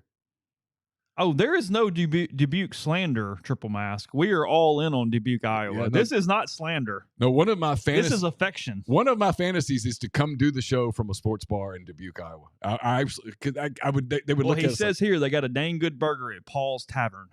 Listen, if you can make it work with the people at Paul's Tavern, we will come up and do a show. We will find a way to do a show at Paul's Tavern in Dubuque. Grind, thank you. Appreciate you for the longest time hanging out with us. Absolutely. Pretty much every day. Says I'll have a trivia question posted in chat soon. Congrats on the new move, being official. Glad to be a new member. Appreciate you, bud. Oh, I told Grind to join. Yeah. Let's hang out. Absolutely. Another thing that's going to confuse the hell out of some members is the Tennessee guy and the Auburn guy. There will be no Grind slander. No. None whatsoever. You will lose. You will lose. That bad. is not going to. Grind's our guy. Period. $2 PBR tall boys year round at Paul's. Oh, I like PBR guy. Yeah, but PBR's good. It's what Two-stick trivia back in the day. We used to do dollar PBRs on two-stick trivia night. We would do. You guys can help me because I'm sure plenty of people in the stream used to do this too. You'd go to regular two-stick trivia, whatever night it was, and then there for a little while, for a couple years, the next night they did sports trivia. The next night, and you took as big of a group as you wanted, and then once you won, you split the money between. So the fewer people you could take and still place or win you wanted, because that upped your amount of cash. There was a group of us sports writers that would go on sports night, and we would win most of it. It's probably a little unfair at that point. It was like David Brandt and some of us. And David's good at trivia in general. David is a really smart guy. Yeah. He's sharp. Yeah. And we'd go run that pretty good. Oh, I miss two-stick too. Yeah, no, I miss two-stick for sure. I can't tell you I've had a PBR, however, in it's been a long time. Yeah. But I wouldn't turn my nose up at a PBR. I'd be fine with it. You know what's a sneaky good beer sometimes? What's that? The Coors Banquet beer. I bet I haven't had one in 20 years. Yeah, I know you're not a big beer guy. No. But it's a sneaky good beer. Just kind of nostalgic a little bit. Mm-hmm. Not going to go win major national awards or anything. I was offered beer or wine a couple nights ago, and I picked wine. Yeah. I didn't choose the beer. That's okay. No, it's fine. I'm comfortable in my decision. I'm trying to think what other rivalries. Like, I'm being serious here. What other rivalries? If I'm just sitting, if it's just me, and I'm a sports writer and I get paid. So I'm not a good example, but if I break out some schizophrenia here and I'm the guy in Topeka, I think it's Alabama Auburn. Okay, hold on one real quick. Okay. Then you do that. Yep. Aperol and Miller High Life. That's the second. He may have said this twice in the same stream. What are the parts? Is it like a splash of, like a shot of Aperol in a Miller High Life? Yeah. What are we doing? Explain, Wicked. Yeah, Grind says Coors. I'm telling you, Grind's Coors is my number one He's beer. a man of the people. Grind's a man of the people. I'm just telling you. Banquet beer is a man of the. That's a people's beer. But it's a good beer. It's a good beer. Like, a lot of people do the Michelob Ultra thing, and I'm like, it just doesn't. That has no taste. It tastes like water. That has no taste. I'm It's the landman thing, I told you. And everybody tells you, oh, it's really good. I'm like, no, it's not. I'll have 6 of those. I'll come back in tomorrow and have 6 bourbons. You tell me it's both got alcohol in it. Yeah, no. He says, pour out 2 ounces of the beer, replace with Aperol, drink, throw in a lemon wedge. We will try it on air next week. Okay. We'll get Miller High Life. Miller High Life. Is that what he said? Let me make sure. Aperol and Miller High Life. And a wedge of lemon. Okay. We'll try it on air next week. Sure. And Alexandra says Mick Ultra actually, Mick Ultra actually has more flavor. Yeah, I'd buy that. Okay. Coors Banquet is the showed bottle ice cold. I mean, my thing is, if you're doing a Michelob Ultra, what are you saving? 20 calories? What are you doing? Why? Is it 100? Maybe it's 90 even, but at that point, if you're that worried about 20 or 30 calories, don't drink. Have a water, or just have a vodka and squeeze a lemon in it, or a lime, or both. Have a vodka with the soda. I like a lot vodka soda. Yeah. With a lime or an orange in it. Bud Select, 55 calories. I don't even know what that is. Come on. Michelob Ultra, 95. Okay. And what's like a Coors Light? 120? ChatGPT says that Miller Lite's 96. Is that true? I don't know.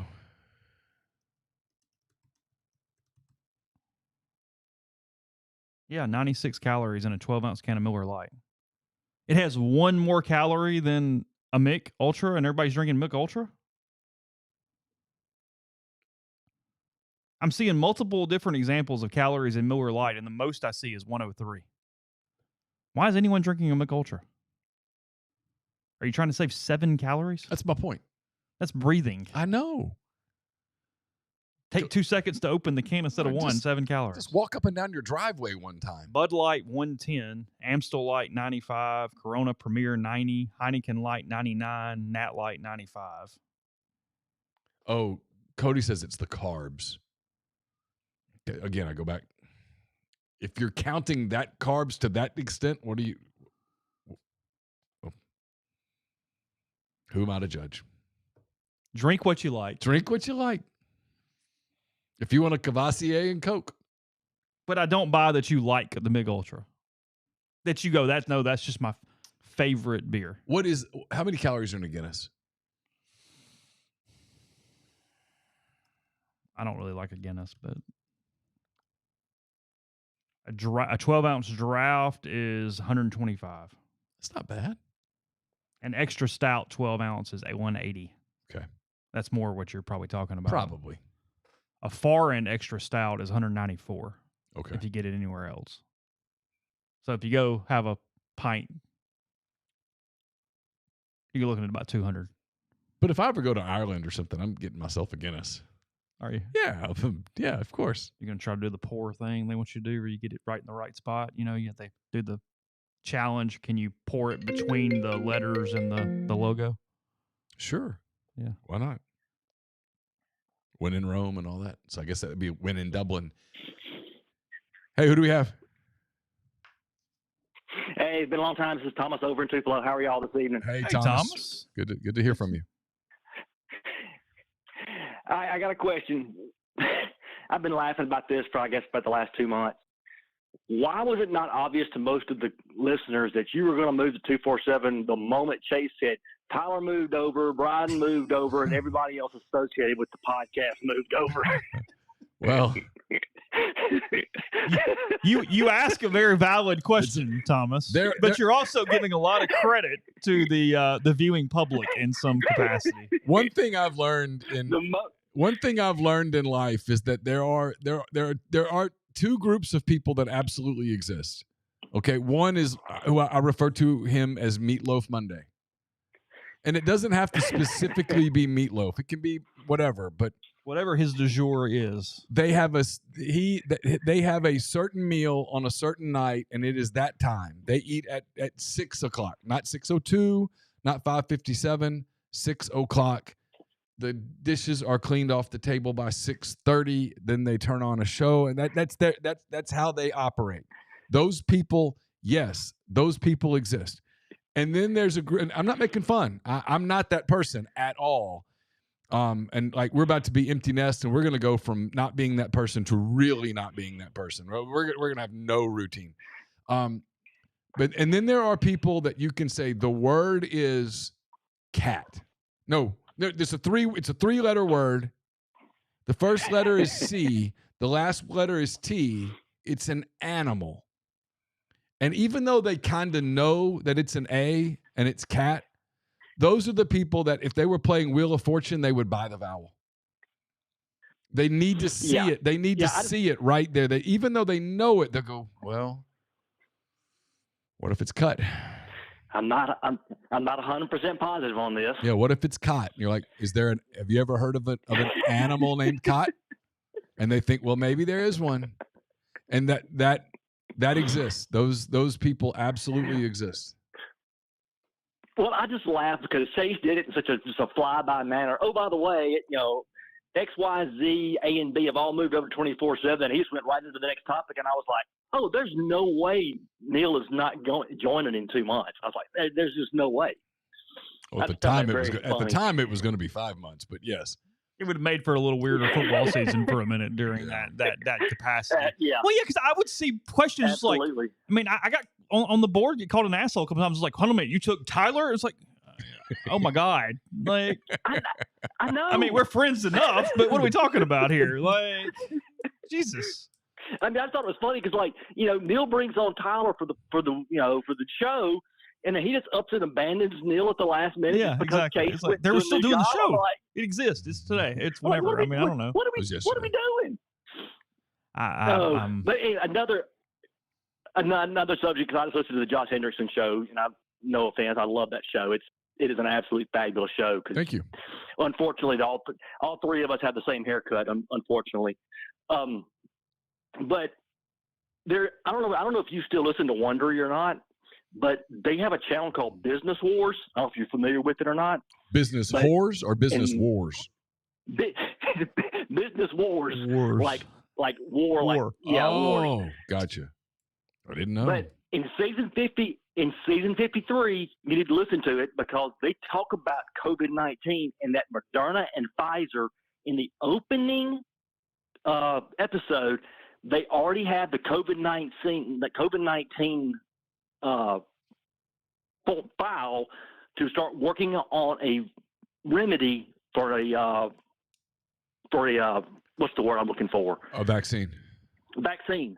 Yeah. They're already working for a vaccine months before it actually hit. They were given the COVID-19 virus from somebody in the government to start working on it. They knew it was a pandemic type virus. They started working on it months before it was mainstream. It is absolutely crazy. It's about a 6-part season, and it's nuts. And it's on Wondery? Wondery. Called Business I know Wars. Wondery is the network. Yeah. Okay. Yeah, season 53. You'll sit there and you will pull your hair out. Well, I say you will. You and I both can. Yeah, We've already lost all ours. Yeah, I know you don't have much either, so that wasn't a shot you were delivering there.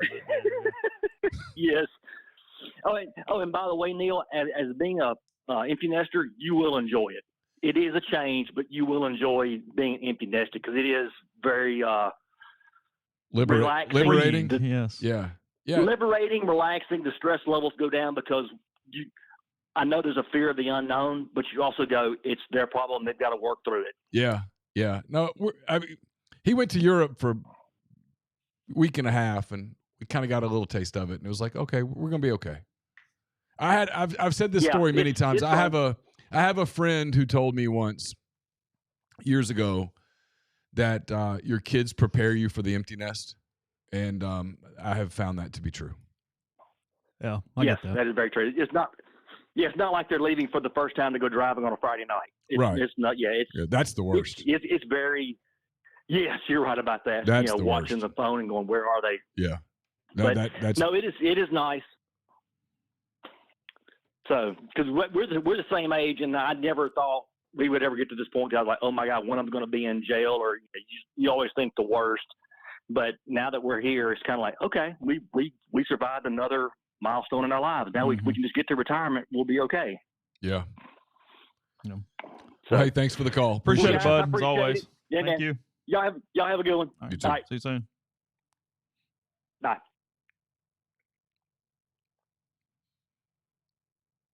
Yes, exactly, Grind. Cot could be short for cotton mouth. There you go. See? There you go. You never know. That person exists. Yes. That's my point. He says no, but that pod would be a banger. It would. It's true. Which pod? Business horse. Yeah, Oh, instead of yes. horse. Oh, Yes. those exist too. Yes. I mean, for sure. Whew. We have a normal week for the foreseeable future. I'm not aware of any schedule issues for a long time now, as we are here in the middle of camp as we get to next week. Probably normal until like the open week. Next available situation media op is on Tuesday. It's an evening. It's a 6 p.m. practice with no interviews. It's just viewing only. So we don't talk to another human until Thursday. We get in an Lane official on capacity. Thursday. That is correct. Yeah, we get Lane and players. They're going on to Thursday. Corey Adams' funeral tomorrow.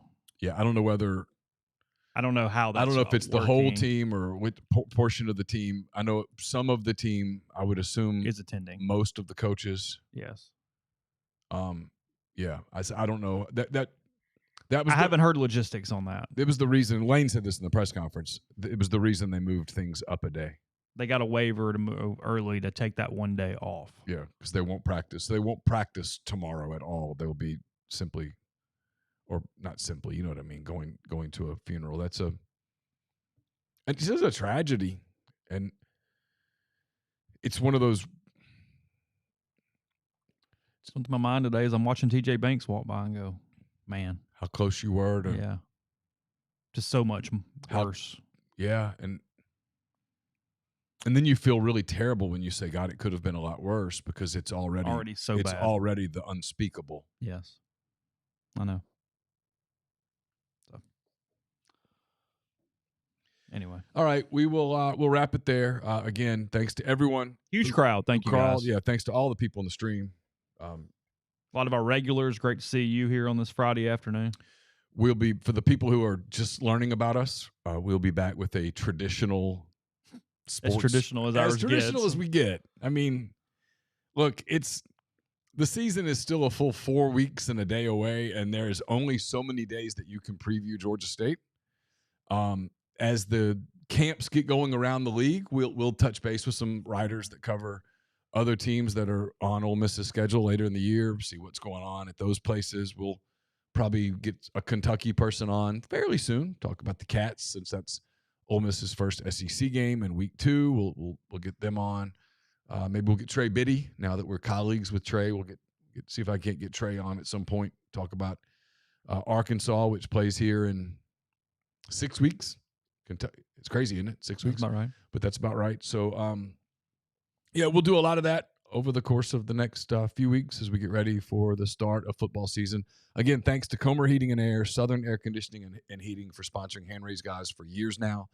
It's been awesome. We'll be back with Blue Sky Live on Monday morning. Start another week of podcast on MPW Digital. Until then, for Chase, I'm Neil. Take care.